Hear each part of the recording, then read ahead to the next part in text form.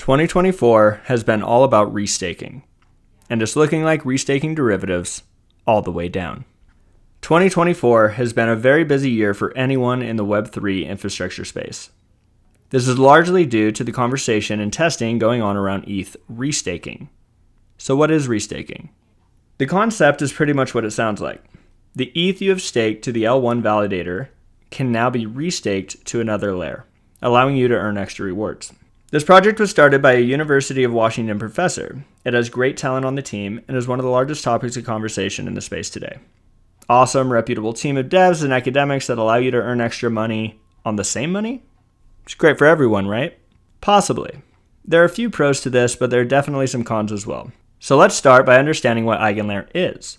Up to this point, they have been the prettiest protocol at the ball, as they were the first of their kind. EigenLayer is an Ethereum restaking middleware platform. And all this means is that they have built a platform that sits on top of the Ethereum L1, enabling tokens staked to the native validators to then be restaked to secure projects built on top of EigenLayer. This is great for a few reasons. Increased capital efficiency.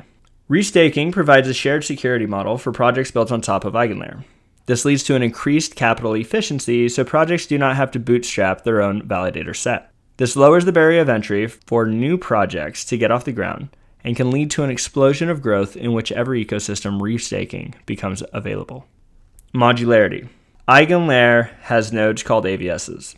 This stands for Actively Validated Services, or AVS, and acts to provide a modularity framework to make it easier to build on EigenLayer. We will go into this in more detail later. Earn more money. Restaking means that you not only earn on your staked ETH, but then you can earn on restaked ETH as well. Now, community members and validators can make higher returns on their investments. There are other ways node operators can earn within this new environment as well, but we're going to touch on that in another post. So what are the risks? Well, just a cascading slashing event that breaks all of Ethereum. Seriously though, the largest risk here is something we will refer to as a cascading slashing event. You see, the native L1 validator is the anchor of the metaphorical restaking pillar. So let's walk through an example together. You have 3 ETH token.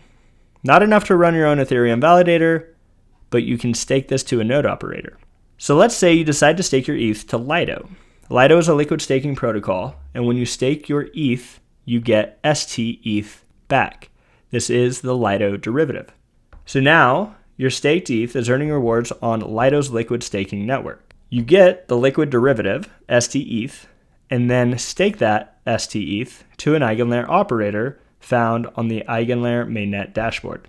You are now earning money on your staked ETH, and you are earning some additional rewards on your restaked liquid token, ST-ETH. Double dipping the same asset to make more money.